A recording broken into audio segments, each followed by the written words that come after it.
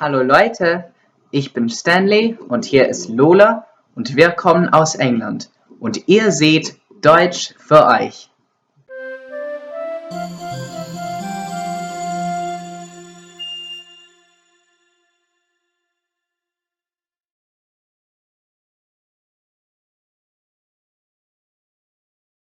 I think it's fair to assume that every language has its quirks, right? Be that there's no logic to English pronunciation, or that there's like 500 different ways to say I or you in Japanese. Everybody has something, right? And German is no exception, as we're all fairly aware. Sounds kind of weird, but have you ever heard a German use the words, ja, ganz gut, and not been sure whether they meant it was really good or not that good at all? Well, that's what we're taking a look at today. But before we get to that, it's sponsor time! Today's episode of DFE, I'm happy to say, is once again sponsored by my friends over at Lingoda. And I'm also happy to say that the language sprint is back. Summer is ramping up to look a bit different this year, with the whole staying at home situation and everything. Basically, you take the summer and speak German way better and more confidently in autumn, and if you pull it off, you can get 100% cash back. So this is the landing page that you will get to using the link in the description. As you can see, you can get up to 100% cash back if you complete 100% of the classes that are involved in the sprint. You can either go for sprint or super sprint. The sprint means you take 15 classes per month for 3 months, and then if you complete all of the classes without missing one, then you get 50% of your money back. Otherwise, you can participate in the super sprint, which is double the classes, so 30 classes per month, and the same conditions under which you get 100% of your money back. When you sign up, you will have to pay a €49 deposit, which you can reduce by €10 using my discount code that you can see on the screen right now. You can find all the important information like dates and requirements and benefits on the landing page that I've linked, but the important date to remember is June 15th because that is when they close their gates for signups. So, if you want to invest the time this summer and kind of super sprint in your German, go to the link that I've linked in the description, and like I said, don't forget to use my discount code for €10 off of your deposit. Now, let's get to the ganz gut stuff. Basically, there are two phrases or word combinations I want to talk about today, by also talking about a few other ones, that being nicht schlecht and ganz gut. Nicht schlecht is the easier one for English speakers, definitely, because you do this in English too, especially Americans do this. Not bad. Not bad when said in a certain context, just like nicht schlecht, actually means pretty good. Oh, that's not bad. Das ist nicht schlecht. Yeah, I like it.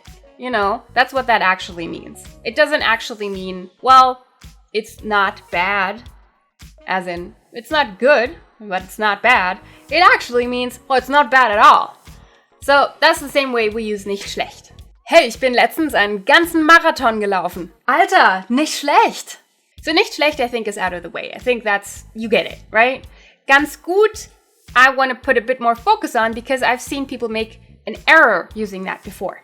Now, error is kind of a tricky word here because this is all colloquial, so there's no actual rules here. We're just talking about how people use it, and so how you might encounter confusion when you use it differently than native Germans use ganz gut. Now, as many of you will probably already know, ganz means wholly, so the whole thing, ganz, completely. So one would assume that when you call something ganz gut, it is completely good. It's very good, right? Wrong. So, for example, when we say, oh, das ist ganz schön, we say, oh, that's pretty nice. That's pretty nice. It could be nicer. It's not the best thing I've seen, but it's nice. So when you call something ganz gut, it's like, yeah, it's fine. Yeah, it's pretty good. Das ist ganz gut. Wie lief die Klausur? Ja, ganz gut. Ich glaube, es ist okay. Hey, na, wie gefällt's dir hier? Ja, ganz gut. So in that last interaction, if you ask somebody, how do you like it here? Or, how are you liking this class that you're in? Or how are you liking your new whatever it is? And somebody replies with, ganz gut. It doesn't mean they don't like it, but there's kind of an implication in there that they would have liked to like it better, or that they expected more from it. Or maybe they're just being non-committal, because that's something we do a lot in speech. You may remember I talked about that when I made my video about na ja. Sometimes we just don't like to be super committed to an opinion about something. And so we say, ja, ganz gut. You know, it's okay, I don't mind it. Sorry for the tinnitus. So ganz gut is synonymous with ziemlich gut. Ziemlich means quite.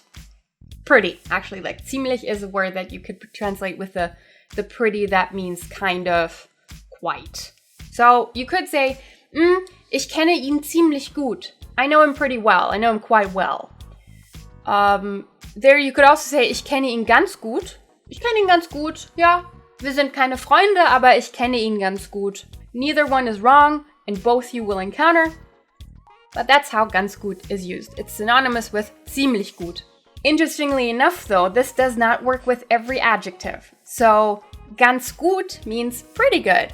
Ganz schön means pretty nice. But ganz toll means really great. Ah, du hast mir ein Bild gemalt. Das hast du ganz toll gemacht.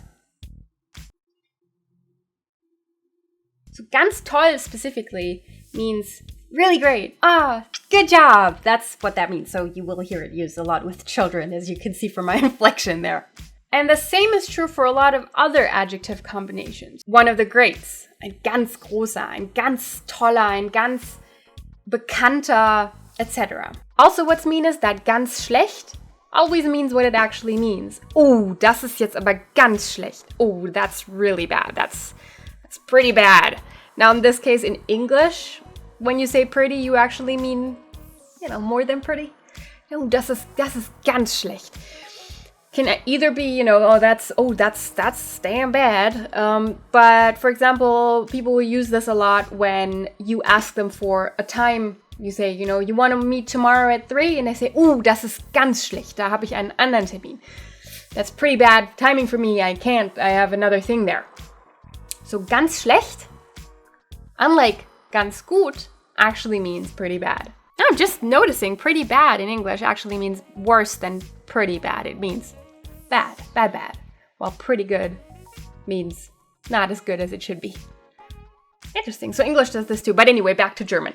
If you or Germans want to make sure that you're saying really good, really great, really tall, really whatever, we say sehr, sehr gut, sehr toll, sehr groß, sehr schön, sehr, very. That's the easiest way.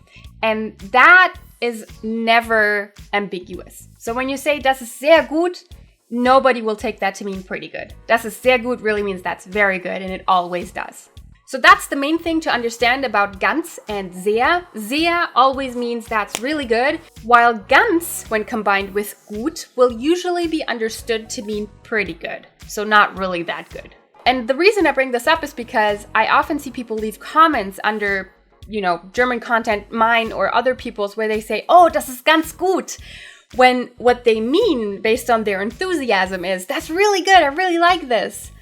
Which, that's what ganz is supposed to mean. But what that sentence sounds like is like, it's pretty good. That's pretty good. It's nice. Now, this is not horrible. And especially if people can tell that you're not a native speaker, they will understand what you mean to say and what you're actually literally saying. But it's a way to make your German more colloquial, more authentic. So, ganz gut means pretty good, even if it doesn't actually mean that.